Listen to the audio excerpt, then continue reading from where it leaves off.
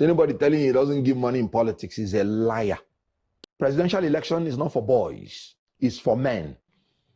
In 2027, I will no longer want to hear a candidate telling me that in this primary, I won't participate because it is dollarized. It's either you are able as a leader to influence your followers through inspiration, to convince them to vote for you, despite the fact that you didn't give them money.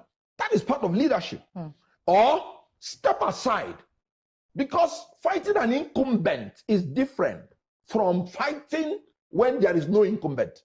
The incumbent have the resources of the state. He has the security forces of the state.